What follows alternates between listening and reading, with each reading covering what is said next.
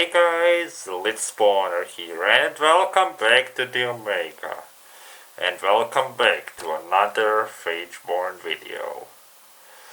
Over the past 2 months I have dived into a new experience. A new locally made card game that's showing a lot of promise. Phageborn. As a self-proclaimed card game enthusiast, I have enjoyed hanging out with the devs and their openness, playing it during Infogamer, and especially participating in tournaments past that.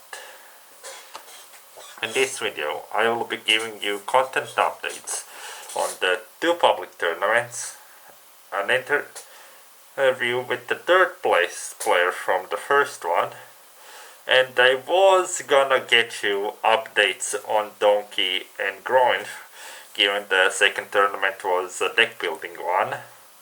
However, when asked for their opinions, Donkey claimed that, and I am paraphrasing, it isn't the same building a deck in 10 minutes as it is to see a true deck building meta, and said that they have nothing new to say. Well, Open Beta is just around the corner. As I am recording this video, Fratman has announced on the Phageborn Discord server that the Open Beta will be announced, the date or whatever, on Christmas. So, depends how fast they edit this video, but it's quite possible it'll drop before Christmas. And of course, finally, speaking of Fratman, an interview with the community manager of Games Revolted, Ivan Fratman Fratrich, which I will say again has been an amazing pleasure to talk to you off record and on the record. So thank you again for the interview, and let's just jump into the video.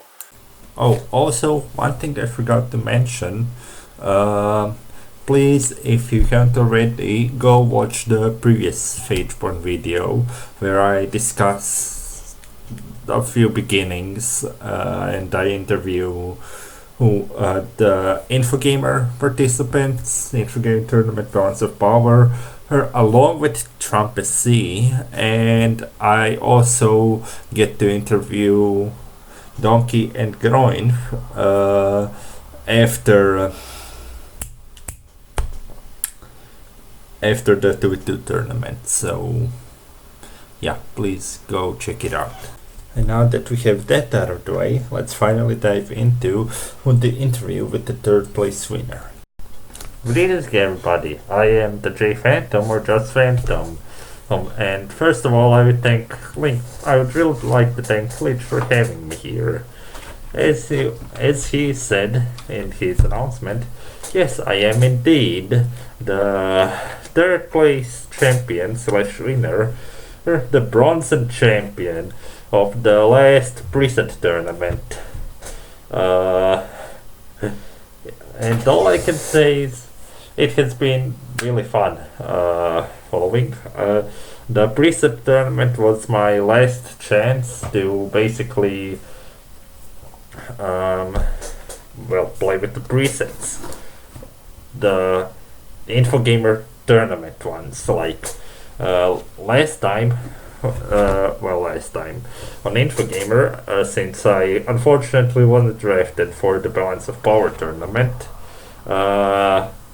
I couldn't play with the decks designated for the tournament and could just play with the public presets. So I played I forget the race name. So yeah, the race I was trying to remember was Oblivion, and I played, I think the avatar is called the Lady Vash. I played a very avatar assassin deck. Basically, she had a trait that whenever she damaged the enemy avatar, she also dealt that much damage to the enemy core. And I'm not sure if you guys know, probably not, since Phageborn has for the outside world, it's been much more closed doors than what it has been for like the Zagreb community here, the Croatian community.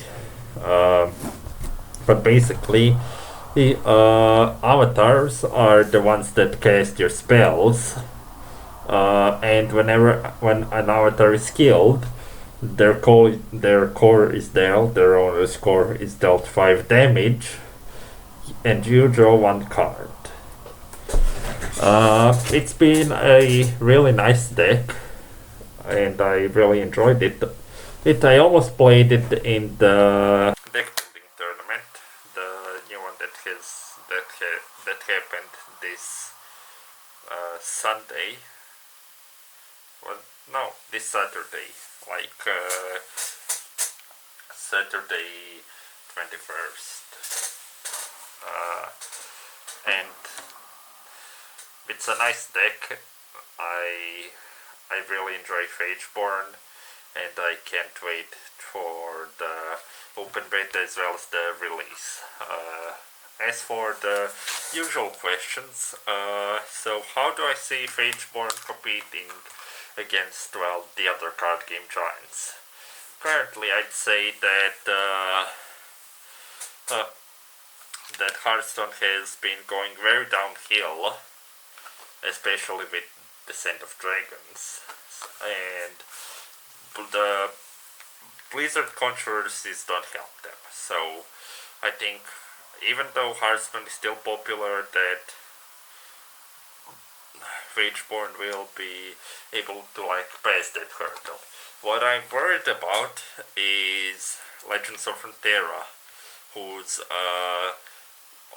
closed beta release, well, invite beta release, was scheduled on the roadmap for early Q1.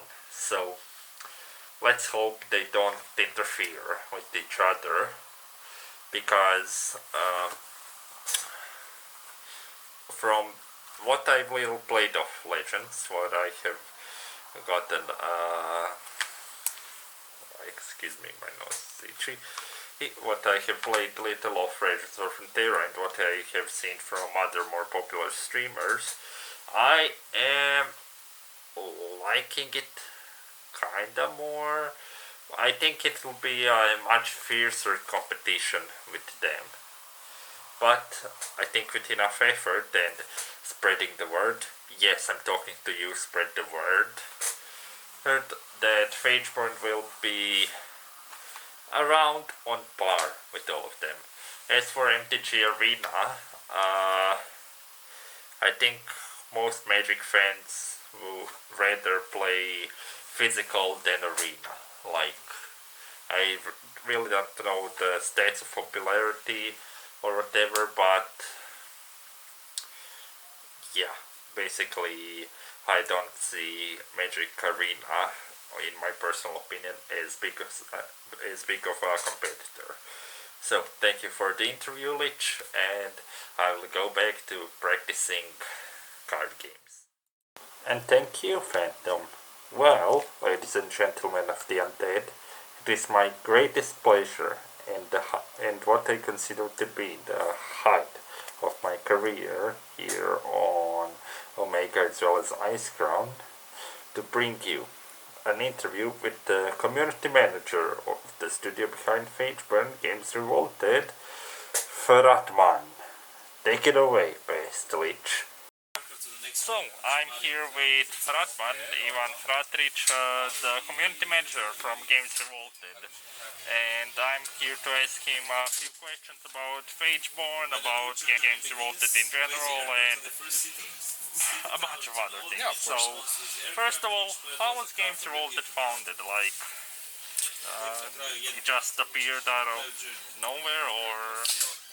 Well, Phageborn was actually, it was well before my time. I'm here at the studio for about a year, but the studio was found like in 2015 when a bunch of friends came together and they decided they wanted to make a game. and they wanted to make something that they're good at, that they understand, and what they are a type of game that they are really good at, and that's how Phageborn came to be. Yeah, that partially also answers question 2.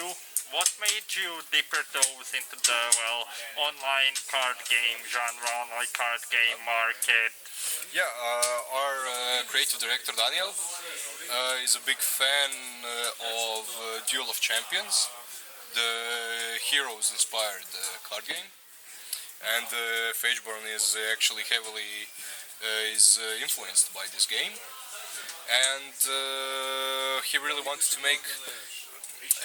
He saw some things that the game missed, and he wanted to rectify it through Phageborn. So yeah, that's a nice origin story. Yeah, and he wanted to make something like so it wouldn't be usual like the other card games. You know, he wanted to make something more serious, more gritty, and that would stand out from the other card games and make it dark fantasy. Yeah, that exactly leads us into question number 3. Why dark fantasy with like a very goofy Hearthstone and Magic and Legends of Frontera? They are kind of serious, but like definitely not as gritty and as dark as Phageborn. Yeah, well, it's also because Phageborn will have a very it has a really deep lore. And it's a really serious one. Really, it doesn't fool around, you know. Like it's there's intrigue. There's like really messed up stuff going on in the Phageborn universe. So I don't know, but I think that what Daniel thought with the initial idea for Phageborn is that. It would cater more to people, like that it would resonate more with people. Yeah. Well, you keep answering these questions in advance, but what can you spoil us a bit from the story itself? Like, what can you tell us before even the game releases? Okay, so the only thing I can say that the story mode will follow a human named Anvi and his exploits on the world of Isalith, how he came there, and so on. But I won't say anymore. Yeah, that's fine. So, what makes you think he'll be able to compete with the titans of the online card game genre industry? Like, there's Hearthstone, there's kind of new but not really Magic Arena, and there's now soon gonna be Legends of Frontera, the Riot card game. Yeah. And they all seem to have a very big crowd around them. You even got to transfer the Infogamer tournament, Balance of Power, or however. Yeah, Balance of Power, yeah. That was the format, the name of the format. Well, so I think it boils down to the unique, the strategic potential that Phageborn offers through certain elements. Like you have the avatars, which are like a mobile element of the game, which are active participants of the game. You have the double resource system, which you need to. You need to think which one, when you pick the attribute screen, you have to pick whether you'll pick the other resource or the other two things. So there's all these things that you need to think of in the beginning, even when building your deck. So there's also the twin dual battlegrounds, and actually, and the exhaust mechanic, so with the blockers and everything, and some, like faction-specific mechanics like vulnerability with the Oblivion and Caustic with the Vestige. So I think there's actually there's great strategic potential with the game, and the most important thing is that the game relies almost zero on RNG. So each time when you lose or you'll win, you'll know exactly why you won or lost. so it won't be, oh my Dr. Boom's bomb hit the wrong minion or hit the right minion, but instead of doing 3 damage it dealt 1 damage. Yeah, of course. So yeah, we really want Phageborn to be a skill based. So yeah, no lucky draw and okay you'll win the game, but you know like you need to build upon so you can win. Yeah. Can we expect more tournaments locally as well as possibly once the game reaches other people globally? Yeah, of course. Even after the game releases, like so far we have these kinds of previews and a bunch of tournaments in Machak, but can we expect more of them? Yeah, of course. I mean, we really want Phageborn to be a highly competitive game. We want it maybe perhaps one day to push it into esports waters. So yeah, we'll try to push it here locally as much as we can, and of course globally and on the global scale. Yeah, so definitely we'll have more tournaments before the early access release, and of course after. Yeah. Which will of course allow us more options and more modes and whatever and everything once we have the finished game outside. Any words on when to expect the open beta that's been hinted a few times? We're planning to have the open beta sometime in January, and we'll definitely let you guys know when we have a set date. We'll say it everywhere. We'll put it out everywhere when the beta will be active. So you'll hear everything. You can hear everything on our Facebook page, our Discord channel, server. Yeah, by the way, join the Phageborn Discord. Yeah, of put course. the link either on my Discord, like along with the video, or probably in the description of this video. So it's a good community. All the devs are there, including Fratrich here. So Fratman. Yeah, sorry, Fratman.